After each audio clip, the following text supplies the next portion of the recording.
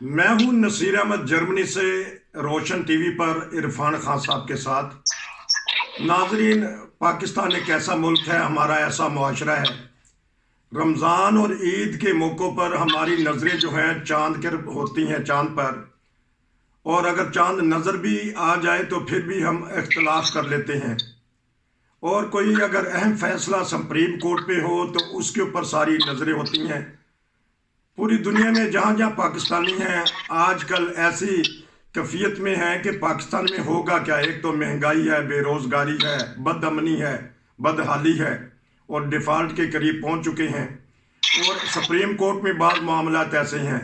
आज सुबह हमने जब फैसला सुना तो सोचा कि इरफान खान साहब का भी इसमें तबसरा लें कि वो क्या राय रखते हैं, मौजूदा हालात में क्या होगा। और महंगाई जो है, कहते हैं कि 1975 में इतनी महंगाई हुई थी, यानी 40% बढ़ गई है और अब आज महंगाई जोरों पर है।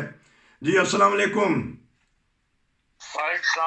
सर। हम फैसला कर लेते हैं, इख्तलाफात ज़्यादा आ जाते हैं। सबसे पहले ये बात मैं करूँगा कि वज़ीर कानून है तारड़ साहब, उन्होंने कहा है कि सदर मुमलकत ने आइन तोड़ा है। अलवी साहब के ऊपर उंगलियां उठा दी हैं उन्होंने। जी देखें, बात यह है कि हमारा ये कल्चर है, हमारा ये रिवाज बन चुका है कि कोई भी फैसला जो सुप्रीम कोर्ट का हो या कोर्ट्स के जो फैसले हैं उनके हम अपने अपने मानी पहनाते हैं। जो डायरेक्शन हमें समझ में आती है या हमारे नुक्ता नज़र से करीब होती है वो निकालने की कोशिश करते हैं, और यही सुप्रीम कोर्ट के फैसले के साथ हुआ है। अब अपोजिशन और अपनी फेवर में बात कर रही है कि हमारी फेवर में फैसला हुआ है। हुकूमत जो है वो वज़ीर तारड़ साहब वो उसको अपनी फेवर में कह रहे हैं। उन्होंने यहाँ तक कहा कि हम इसके खिलाफ कोई नजरसानी करने की हमें जरूरत नहीं है, फैसला इस किस्म का है। लेकिन देखना ये चाहिए कि इस फैसले की जरूरत क्यों पेश आई। आया ये एक अहम जरूरत थी मुल्क की, या ये इसके पीछे कोई बैकग्राउंड के अंदर कोई वाकया है, या कोई इसके इस सारे खेल के पीछे कोई ताकत है।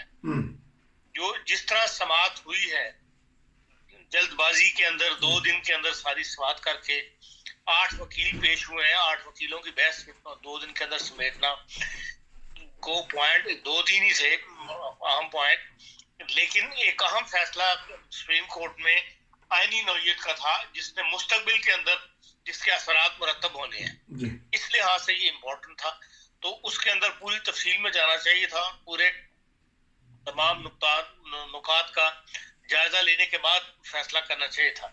आपने देख लिया कि मुकदमे के शुरू में ही सुप्रीम कोर्ट जो है वो तकसीम हो गई थी। पहले 2 जज गए, फिर 2 मजीद जज चले गए, और जाने वाले जज जो है वो एक अच्छी शोहरत रखने वाले जज हैं जिनके बारे में दुनिया जानती है कि वो न सिर्फ अच्छे कानूनदान हैं बल्कि उनके फैसले जो हैं वो बड़े वजनी फैसले करने वाले जजों में से हैं। और उनके चले जाने की वजह से मामला जो है और खटाई में पड़ गया, या उस फैसले की अहमियत जो है वो कम हो गई है। अब आप नुकात देखें इसके, एक तो वो कहते हैं पंजाब और केपी में 90 रोज के अंदर इंतखाबात होंगे। ये एक पॉइंट ले रही थी हुकूमत कि भाई शायद हम 90 दिन में इंतखाबात ना करवा सकें। उसकी वजह ये थी कि चीफ इलेक्शन कमीशन डेट नहीं दे रहा था, उससे ये खतरा पैदा हुआ था। फिर ये है कि पंजाब सदर साहब ने खत लिख दिया था कि भाई इंतखाबात होने करवाएं चीफ इलेक्शन कमिश्नर को। अब ये नुक्ता था नुक्ती का आया उनको इख्तियार है या नहीं है सदर को इस किस्म की मुदाखलत का, तो उसका उन्होंने फैसला कर दिया है। और फैसला भी जो है वो मुबम सा है। उनका है जी पंजाब में सदर और ऑर्डर जारी करेगा चीफ इलेक्शन इसके इलेक्शन के लिए, और केपी में गवर्नर जो है वो ऐलान करेंगे। और ये वाज़े फैसला नहीं किया कि भाई हाँ सदर आम इंतखाबात जो जनरल इलेक्शन होते हैं, क्योंकि ये तो ज़मीनी इलेक्शन की बात हो रही है ना पंजाब के केपी के। इस अहम नुक्ते के लिए अब सुप्रीम कोर्ट को इस मौके पर एक मामला क्लियर करना चाहिए था कि जब सदर ने खत लिख दिया है, आया वो सदर का खत लिखना बनता था या नहीं बनता था, आइन की खिलाफ वर्जी की है, उसके इख्तियारात हैं ये या नहीं है, उस पर उन्होंने कोई अभी जो तफसीली फैसले में भी कोई आया जो अब फैसला अब तक आया उसमें कोई उनकी राय इजहार नहीं है। یہ کر دیا انہوں نے کہ الیکشن کمیشنر جو ہے وہ صدر اور گورنر سے مشاورت کا پابند کر دیا الیکشن کمیشن کو. ابھی تک الیکشن کمیشن جو تھا وہ انڈیپینڈنٹ چل رہا تھا. وہ کہتے تھے ہم کسی کا ماتحت نہیں ہے, آئین نے ہمیں اختیار دیا ہے اور ہم اپنے اختیارات کو استعمال کرتے ہوئے ہم ایک انڈیپینڈنٹ ادارہ ہیں, ہمیں کسی کی مدد کی ضرورت نہیں, ہم اپنے الیکشن جو ہے اپنے مطابق کروائیں گے. اب انہوں نے پابند کر دیا سپریم کورٹ نے کہ بھئی صدر جو ہے الیکشن کمیشن جو ہے وہ صدر اور گورنر دونوں سے مشورت پابند کر دیا.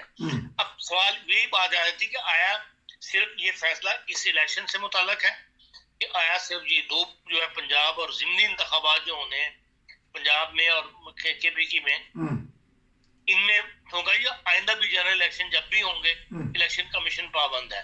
اس لیے کوئی ابھی تک واضح نہیں ہے. تا وقت کہ تفصیلی فیصلہ جاری ہو تو اس کے بعد ہی میرے خیال کوئی صحیح کومنٹس جو ہے دیا جا سکتا ہے کہ بظاہر یہ نظر آتا ہے کہ اس فیصلے کے پیچھے کوئی نہ کوئی قوت ہے جس نے یہ فیصلہ کروایا ہے اور اسی قوت کے کہنے پہ یہ از خود نوٹس لیا ہے. اس لیے کہ دیکھیں جو سینئر جج ہیں سپریم کورٹ کے وہ سارے اس بات کے خلاف ہیں کہ اس بات کے اوپر از خود نوٹس بنتا نہیں تھا چیف جسٹس کا کہ وہ یہ لیتے. جج کے مطلب 9 کے میں سے 4 بندے اس بات کی فیور نہیں کر رہے کہ بھئی ان کا نوٹس نہیں لینا چاہیے تھا, از خود نوٹس نہیں بنتا. تو اس کا مطلب ہے کہ یہ ایک جب قانون دان لوگ یہ بات کر رہے ہیں تو اس کا مطلب کہ فیصلہ جو کوئی نہ کوئی وجہ بنی ہے, کوئی نہ کوئی طاقت ہے جس نے یہ ان سے یہ فیصلہ کروایا ہے چیف جسٹس سے. اب آیا اس سارے کھیل میں کون سی طاقت پیچھے ہے یہ اب فائنڈ آؤٹ کرنا پڑے گا. ابھی تک تو فوج یہ کہہ رہی تھی کہ ہم اسٹیبلشمنٹ میں ہم سیاسی معاملات میں مداخلت نہیں کریں گے. پھر کون سی طاقت ہے جو یہ مداخلت کری؟ بیوروکریٹس کا تو یہ مسئلہ نہیں ہے, نہ بیوروکریٹس ان معاملات میں پڑھتے ہیں کہ بھئی اس کی جو آئینی معاملات جن سے متاثر ہو رہے ہو. اور جو جنرل ماحول ہمارا یہی ہے پاکستان کا کہ پاکستان کے اندر جو طاقت کا سرچشمہ ہے وہ عوام کی بجائے اسٹیبلشمنٹ کے ہاتھ میں رہے. یہ امریکن پالیسی شروع سے چل رہی ہے, ہم دیکھ رہے ہیں. اور اس لیے مجھے بھی اب بھی یہ لگتا ہے کہ اس سارے کھیل کے پیچھے جو ہے کوئی نہ کوئی انٹرنیشنل لابی ہے جو پاکستان میں بگڑتے ہوئے حالات کے اندر اپنی مداخلت کو زیادہ بڑھانا چاہتے ہیں, اس سے فائدہ اٹھانا چاہتے ہیں. کیونکہ الیکشن تو اب سپریم کورٹ نے تو فیصلہ کر دیا نا, اب جنہوں نے عمل درآمد کرنا ہے وہ موجودہ حکومت ہے جو پابند ہے. ان کے پاس اپنی روٹی چلانے کے لیے روزمرہ کے کاموں کے لیے پیسے نہیں ہیں. آپ نے پڑھ لیا ہوگا آڈیٹر جنرل کے نام جو خط کیا ہے کہ بھئی اگلے مہینے تنخواہیں نہیں دینی سرکاری ملازمین کو.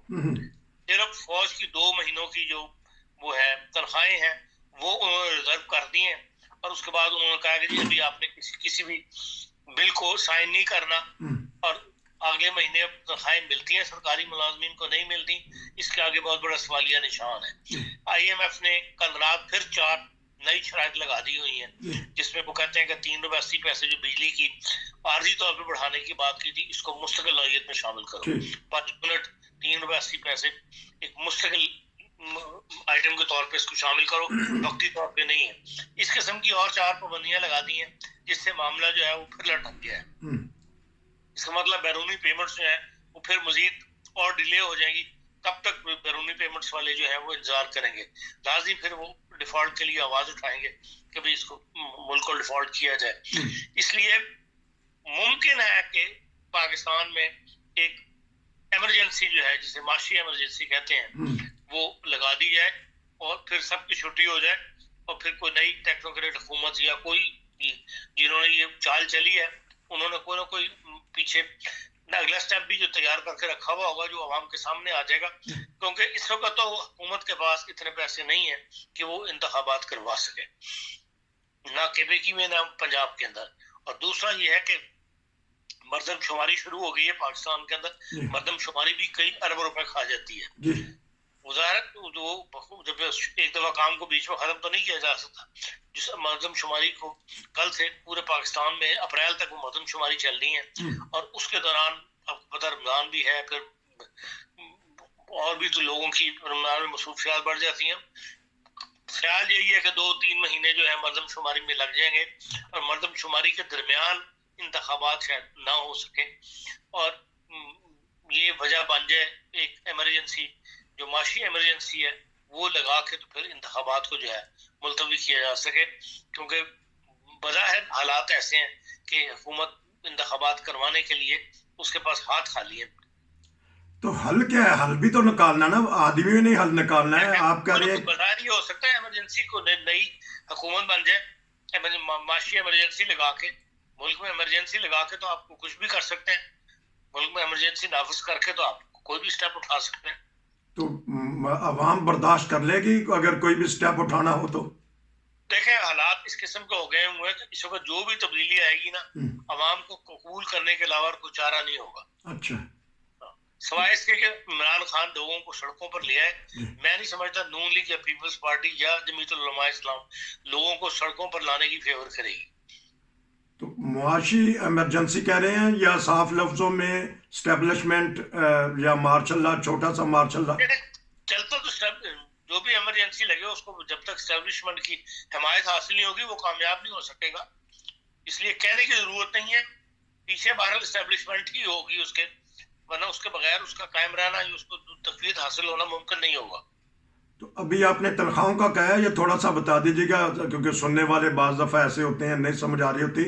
حکومت بار بار اعلان کر رہی ہے کہ نہیں ہم نے ایسا کوئی بات نہیں کیا, لیکن آڈیٹر جنرل جو پاکستان ہے اس کے دفتر نے وہ لیٹر بتا دیا ہے کہ ہمیں حکومت کی طرف سے لیٹر آ گیا ہوا ہے کہ ہمیں کوئی ایسا بڑا خرچہ جو ہے اور لوگوں کی جو سرکاری ملازمین ہیں ان کی تنخواہیں جو ہے ابھی نہیں جاری کرنی. سرکاری ملازمین سے مراد ٹیچر بھی ہے, چھوٹا طبقہ بھی ہے یا بڑے بڑے جو سرکار جس کو سرکار تنخواہ دیتی ہے وہ 1 مارچ کے بعد سے انہوں نے کہا ابھی تنخواہیں نہیں دینی.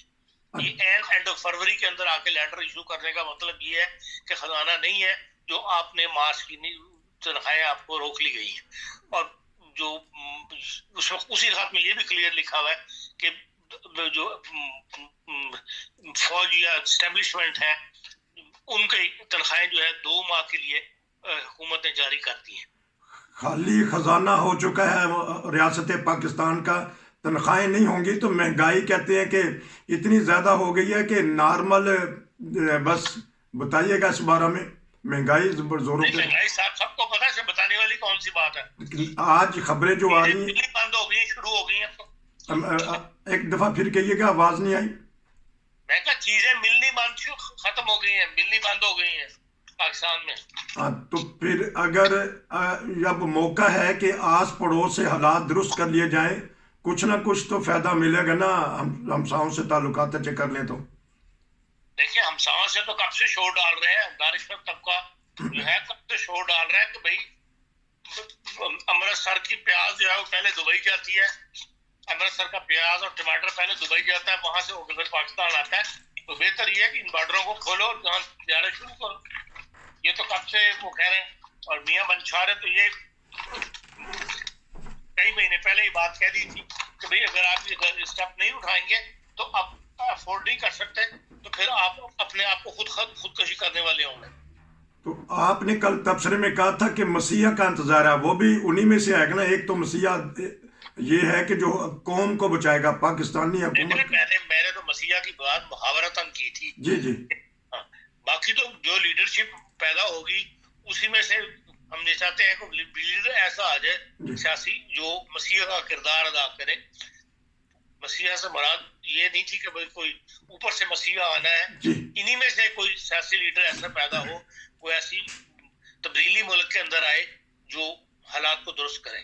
تو لے کے تو آئے تھے 4 سال پہلے اور خوب دیکھا ہم سب نے, ان کے اوپر اب انگلیاں بھی اٹھ رہی ہیں, میاں فیملی پہ بھی انگلیاں اٹھ رہی ہیں اور آصف زرداری پہ بھی انگلیاں اٹھ رہی ہیں.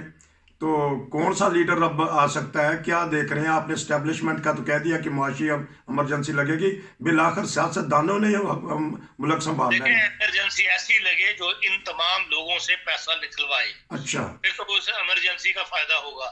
ایمرجنسی سے مراد یہ نہیں کہ انہوں کو زمین سے تو نہیں پیسے نکال لینے. جی جی, یہ نہ دنوں میں انہوں نے ایکسپورٹ بڑھا لینی ہے. سوال یہ ہے کہ اس وقت تو شارٹ فال اتنا ہے کہ زندگی سانس لینا مشکل ہو رہا ہے.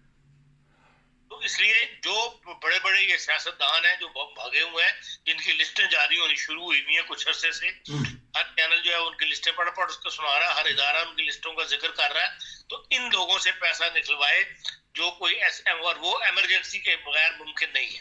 جو قانون نافذ ہے، جو سول قانون ہے، اس کے تحت انہوں نے نہ پیسہ دیا ہے، لے کے بھاگنے میں شیر ہے، اس کے رستے بھی وہ پیدا کر لیتے ہیں اور کوئی قانونی ان کو اوپر ہاتھ گرفت نہیں ڈال سکا. اس لیے ایمرجنسی قانون جو لگے گا وہ ایسا ہونا چاہیے کہ بھئی ان سب سے پیسے نکلوا لیے جائیں اور ایک دفعہ خزانے کو بھر کے پھر ملک کو اپنے پیروں پہ کھڑا کیا جائے. وہ انہوں نے خود تو پیسہ نہیں دینا. مرد آہن کی ضرورت ہے پاکستانی قوم کو، پاکستانی حکومت کو، پاکستانی ریاست کو، جو کہ یہ لوٹا ہوا پیسہ واپس آئے گا تو ہو سکتا ہے کہ سانس لیتا ہوا پاکستان پھر اپنے پاؤں پہ کھڑا ہو جائے.